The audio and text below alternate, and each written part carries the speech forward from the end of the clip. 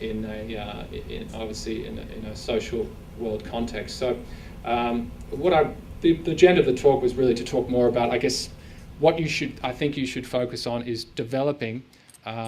There's nothing stopping you. I mean, InShot can provide you with introductions and entree to ad budgets. If you don't have a business development manager, or you don't yourselves as an individual don't have that dialogue, there's nothing stopping you from knocking on the door and calling up your own ad contacts and saying, this is what we do, here's our portfolio of applications. You should be doing that actively. We're telling young filmmakers to do that, the Tropfest filmmakers. It's just going to be part of life because in the film world, the costs of production are rising all the time. So the opportunity for a filmmaker to reduce those costs is underwritten by the value of brands becoming involved. To the tune now coming out of Hollywood, these feature films, average Hollywood feature films valued at $60 million, those costs are going to be underwritten within no time at all to 70% of their value. It's huge. So it's just something to be really mindful of. So I gave the heading today, really try and think more a little bit about there is opportunities there to seek out new applications. And these are applications which could be turned around and delivered to a brand within 4 to 6 weeks. We've been dealing with a number of different developers, just getting an idea. I think we asked about budget. What would have been the Dell budget? Well, if this was a standalone application, it could have been anywhere from $2,000 to $10,000. I don't know. The audience might have something to say on that in terms of the costs, obviously costs to produce an application. But those are the budgets that we've been dealing with, anywhere from, it depends what you want it to do. But with a shoe application, we've really been asking a Russian developer who we know to really, the brands that we would want, you'd have to be really creative. And the types of applications that I think brands are going to be looking for are those brands which obviously enable to sell products in the real world. It's all very well to have this fascination and this affinity and novelty of, sharing gifts and, who do you kiss? How good a kisser are you and all this sort of thing. But I think ultimately the agenda for the advertisers is to really to look for applications that could be obviously created that would ultimately sell products in the real world. So it's that real world, virtual world thing. But I might be talking too much, I think. But on a product placement point of view, we're finding that for those who immerse themselves in Second Life, the experiences we've had in there is reverse product placement, where a brand can artificially invent a brand, say a Duff beer from The Simpsons, which Miller Brewing took from Matt Groening, who held the copyright of the Duff beer brand, and that had a bit of a shelf life as a real-world product. For those of you who don't know, offline in the shops in the US. So, but there's a lot I could talk about. But it's very hard to narrow it down, stay focused. But if I could just recap, I think the opportunity here, be mindful that there are brand budgets going on out there. Obviously, I think user-generated content is going to be really a hot component, and if you can somehow factor that in, and again, measurement, analytics, you have to back up. We took the briefs that we've taken. These brand owners, they aren't stupid. They know what to look for. They're used to dealing with media buying and planners.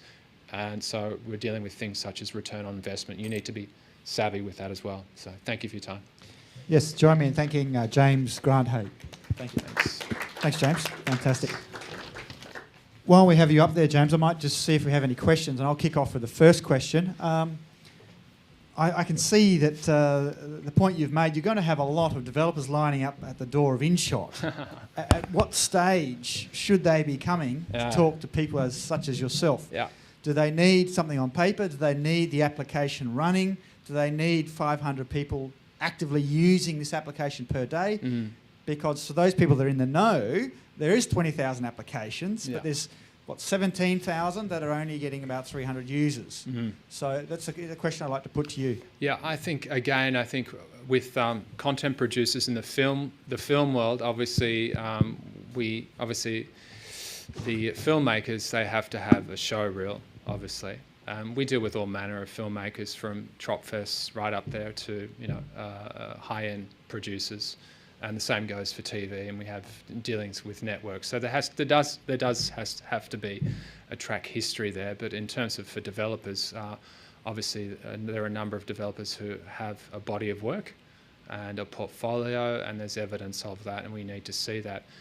In terms of saying, in terms of briefs and budgets, obviously we rely upon the expertise and a body of work to be able to showcase that work to the brands who are taking an interest in this space.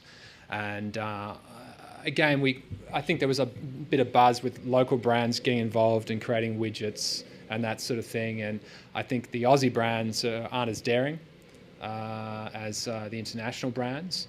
So, look, that's obviously because the phenomenon of social media has obviously its traction, and the experience of that first took place in North America, and that's just exploded up here, obviously, since it grew out of the colleges and into mainstream and now into the workplace, where some workplaces perceive it as a win-win situation for productivity versus in the workplace, perhaps not.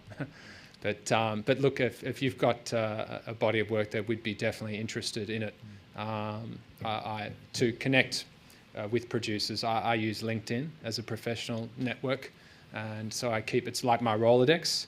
And as I said, we literally we act as an intermediary. We do have access to brand budgets, but we do act as an intermediary, and we actually act as a connector. And there are many agencies like us in the US. We're quite unique here. We have our own marketing agents who we extend the opportunities through to LA, to New York. So we outsource all of our expertise. You might be here based in Melbourne, but there's this talk the other day I was reading about the demographer Bernard Salt was talking about working in zero geography because of technology. You can be anywhere. You guys know that. We can be anywhere now. So we're not limited to who we can speak with in terms of brand budgets. So. Okay. Thanks, James. Yeah. Perhaps they don't physically need to line up at your door, so I might just correct that. Tarek, you have a question for James? Yep. Two questions, basically. And you told one thing that bringing brand element into movie scripts and other things. So I had one question since the time I watched Mr. Bean's Holiday. Have you watched the movie, Mr. Bean's Holiday? Mr. Bean? Yeah? Yeah. The latest one, Mr. Bean's Holiday. I have not seen it. Okay. So the story is he goes to France, and a lot of interesting things Mr. Bean does. So two things were prominent throughout the movie. One is Mr. Bean, and the other one was the movie camera, like camcorder in his hand. Uh-huh. And all through I have asked this question after I watched the movie to a lot of people, and that was Sony. It was Sony, yeah. That was Sony, and the story mostly was Mr. Bean goes to different places and records all these interesting things. There you go, yeah. And that becomes a very good film at the end of the day. Interesting. But my question was, how did it happen? Like, Sony was so prominent, which means Sony made it, or like somebody like you made it, and what do you think was the cost behind it? Like. That's so I take it that was a motion picture, a feature film. Yeah, a feature film. And it was released worldwide, and it was like. Well, look, in my experiences, I mean, the last feature film we worked on was for 20th Century Fox for Jumper. Okay, that was just out in the cinemas. Hayden Christensen, I think, yeah. And we worked with a client of ours in-game advertising, was Atari. And we were approached by the head of production resources in LA as they understood that we had handled some Atari product placement. Some of the processes aren't just the physical supply of the product. We were dealing with actually, there's a scene in the film there where the actor is playing a video game. It was actually cut out on this is one of the hazards of film product placement. The integration, the placement could occur and be shot on film, but once it goes through the editing process, there aren't necessarily those guarantees that the brand could stay in the final cut. So that's one of the hazards, but nevertheless it was involved. But to answer your question,